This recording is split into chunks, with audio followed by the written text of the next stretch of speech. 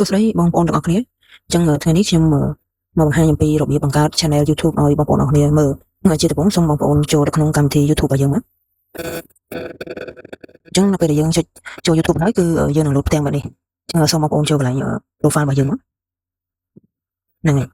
អញ្ចឹងបើសិនជាបងប្អូនដែលអត់មាន Gmail កន្លែងនេះវានឹងលោតដាក់ថា sign in ណាបងប្អូនអញ្ចឹងដោយសារខ្ញុំមាន Gmail ហើយអញ្ចឹងខ្ញុំ log in ណាអញ្ចឹងបើករណីបើបងប្អូនអត់មាន Gmail ទេសូមបងប្អូនធ្វើការបង្កើត Gmail ជាមុនសិនទើបយើងអាចបង្កើត channel YouTube បានអញ្ចឹងបើបងប្អូនអត់ចេះរបៀបបង្កើត Gmail ទេបងប្អូនអាចចុចទៅមើលវីដេអូរបស់ខ្ញុំមួយទៀតបងប្អូនណាអញ្ចឹងឥឡូវខ្ញុំសូមបង្ហាញតែម្ដងអញ្ចឹងបងប្អូនសូមចុចទៅលើកន្លែងពាក្យថាបង្កើតប៉ុស្តិ៍មួយណាបងប្អូននេះកន្លែងនេះអញ្ចឹងសូមចុចមកដល់ផ្ទាំងនេះបងប្អូនអញ្ចឹងយើងបញ្ចូលទៅតាមអ្វីដែលគេសួរមកទីមួយគឺយើងអាចដាក់ភាពពាក់ព័ន្ធជាមួយនឹងឈ្មោះរបស់ channel យើងបង្កើតជាអ្វីយើងដាក់រូបភាពហ្នឹងមកហើយកន្លែងឈ្មោះបងប្អូនណាបងប្អូនវាយបញ្ចូលឈ្មោះមកហ្នឹងហើយដោយសារវាលោតឈ្មោះស្រាប់ដោយសារគេយកឈ្មោះទៅតាម Gmail របស់យើងដែលបានបង្កើតតែបើបងប្អូនអត់ឆ្លាញ់ឈ្មោះហ្នឹងទេ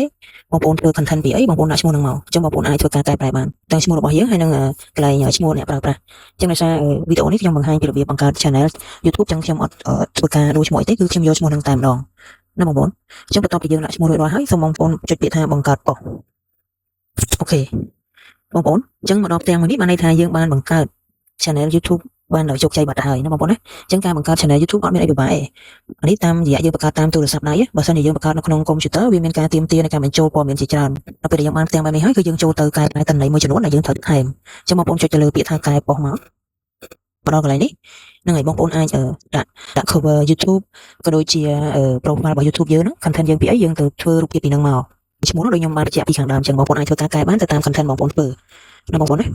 ហើយបន្តមកនេះកន្លែងនេះបងប្អូននេះកន្លែងការពិពណ៌នានេះកន្លែងរូបខ្មៅដៃនេះបងប្អូនហ្នឹងហើយកន្លែងហ្នឹងបងប្អូនបញ្ចូលអ្វីដែលបងប្អូនបង្កើត content បងប្អូនពីអ្វីបងប្អូនទៅសេហ្នឹងមកកន្លែងហ្នឹងបងប្អូនឧទាហរណ៍ថាបងប្អូនចង់ធ្វើពីការញ៉ាំអាហារឬក៏មុខបាំងអីចឹងបងប្អូនចាំបងប្អូនពណ៌នាពីហ្នឹងមកទៅបានទៅតាម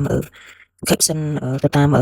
ឈ្មោះរបស់ channel យើងបានពេលដែលបងប្អូនបញ្ចូលគឺចប់ហើយបងប្អូនណាយើងធ្វើការកែប្រែរួចរាល់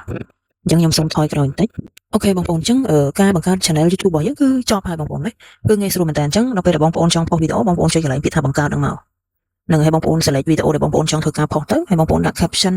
ដាក់អីដែលគេទាមទារទៅបងប្អូនគឺយើងមានតែប៉ុណ្្នឹងទេបងប្អូនអញ្ចឹងខ្ញុំសង្ឃឹមថាវីដេអូនេះគឺអាចជាចំណូលបងប្អូនក្នុងការបង្កើត channel YouTube សម្រាប់ឆ្នាំ2026ងាយៗតាមទូរស័ព្ទដៃអរគុណបងប្អូនដែលបានទស្សនាបង្កើត channel YouTube តាំងពីដើមរហូតដល់ចប់